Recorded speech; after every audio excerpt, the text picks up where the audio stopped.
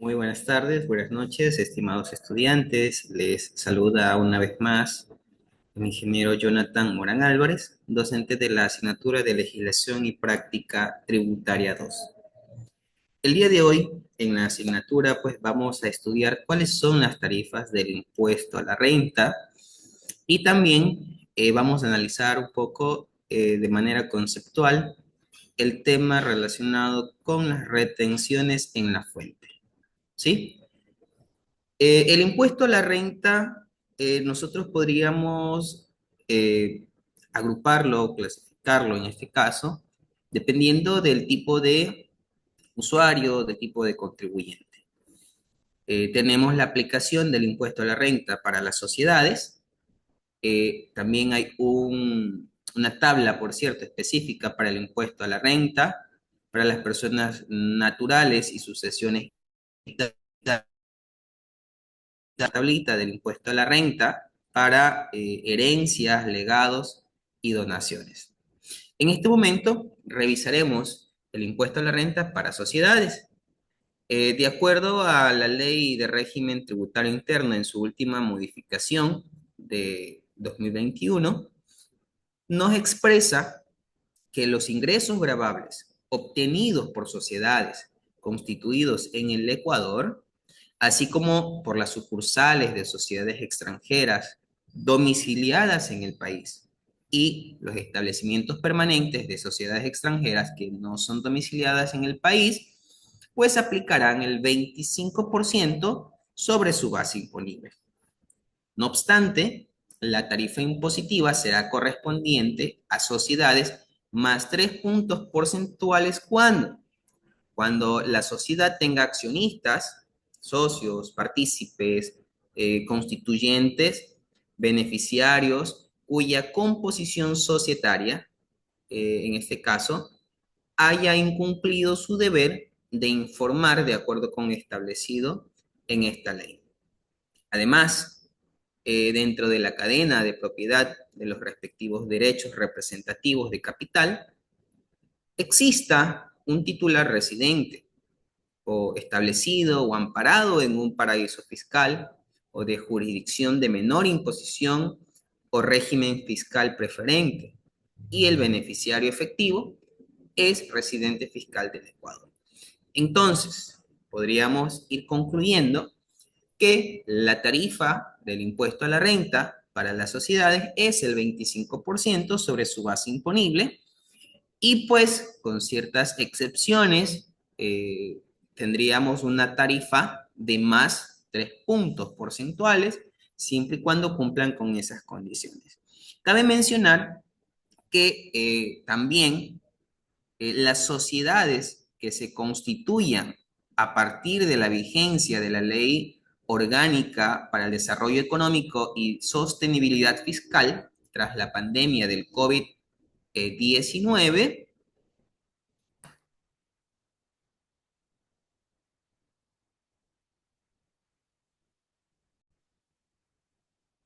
estas sociedades nuevas que se constituyeren, ¿verdad? Por sociedades existentes, así como las inversiones de nuevas sociedades existentes, van a gozar de una reducción de 3 puntos porcentuales sobre la tarifa del impuesto a la renta hasta por 15 años, siempre y cuando, ¿sí? Siempre y cuando se cumplan con algunas condiciones. Entonces, allí estaríamos hablando de ahora una reducción de 3 puntos del impuesto a la renta, pero, repito, ¿no? Ya sería para el desarrollo de nuevas inversiones, es decir, después de la vigencia de la Ley para el Desarrollo Económico y Sostenibilidad Fiscal tras la pandemia del COVID-19. Bien, entonces eso con respecto al impuesto a la renta para sociedades. Por otra parte, tenemos el impuesto a la renta para las personas naturales y sucesiones indivisas. En este caso, para liquidar el impuesto a la renta, ¿verdad? Se va a aplicar a la base imponible las siguientes tarifas.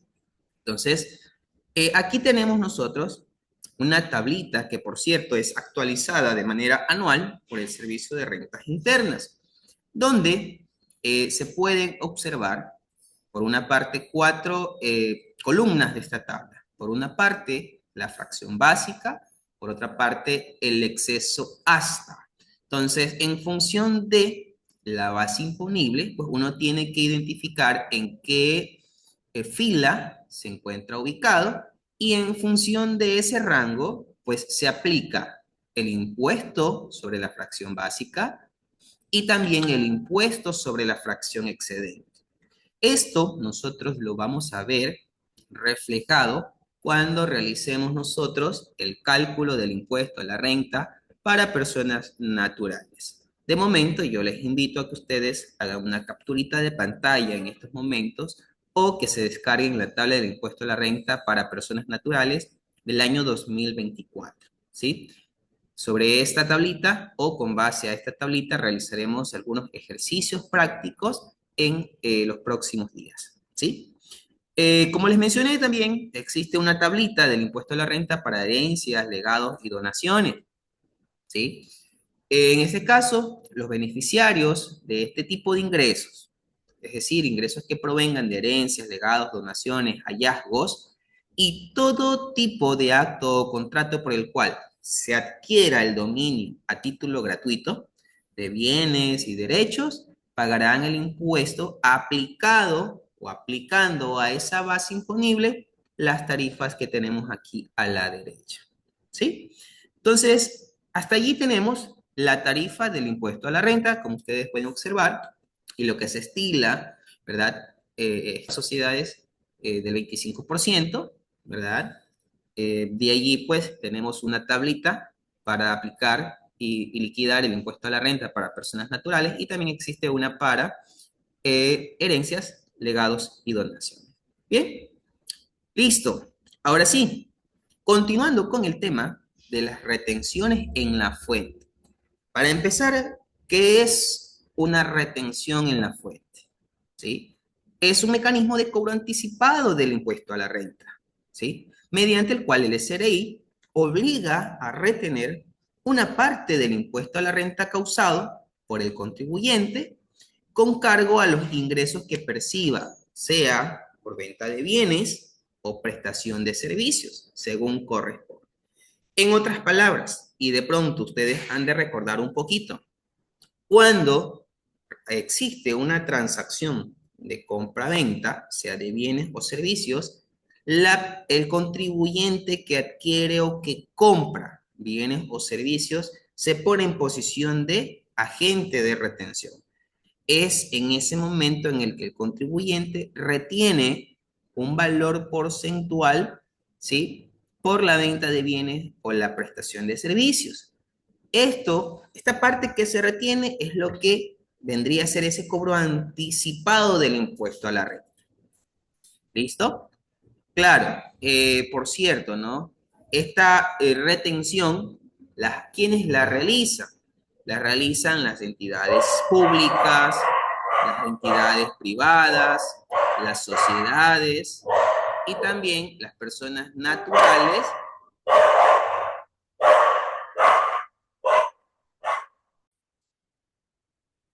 y también las personas naturales obligadas a llevar contabilidad. Eso se lo realiza, pues, ¿no? En cada pago, ¿sí? Al beneficiario, ¿sí? Ahora,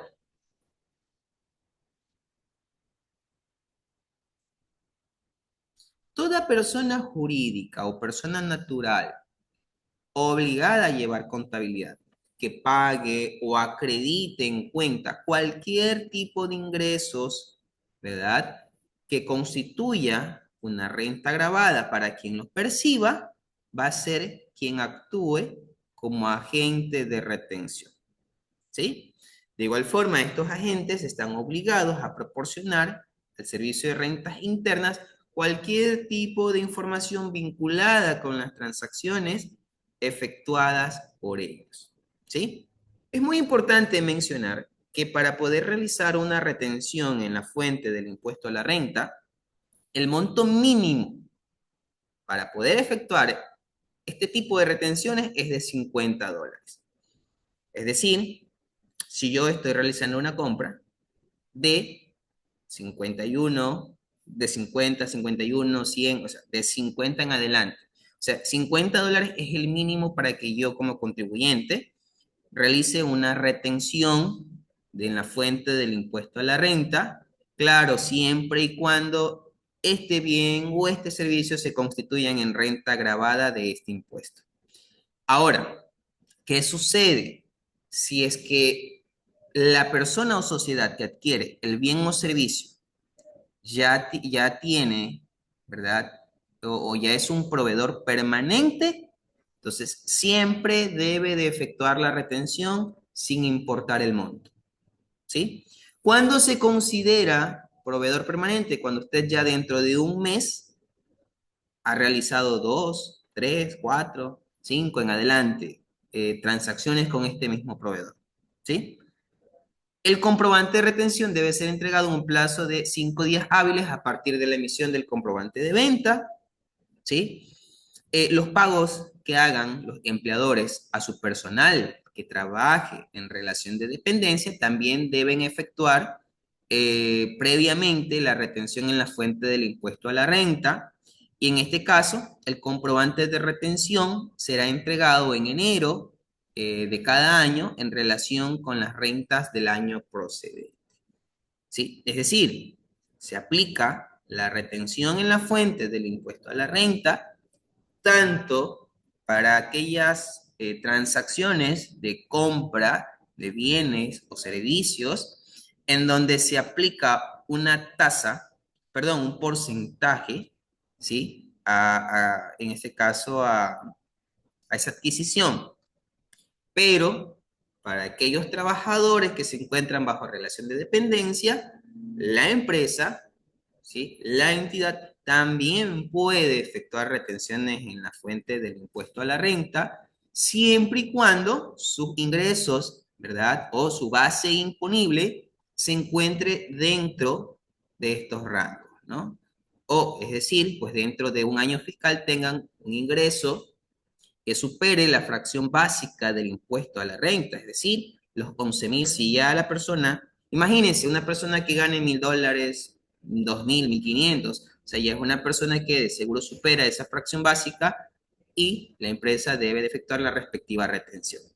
Claro está que si es que el trabajador ha presentado su proyección de gastos personales, se debe de considerar esa proyección y en función de ello, pues se determinará si es que la empresa debe o no realizarle una retención mensual. ¿Listo? Ahora, ¿cuáles son los porcentajes de retención en la fuente del impuesto a la renta? A ver,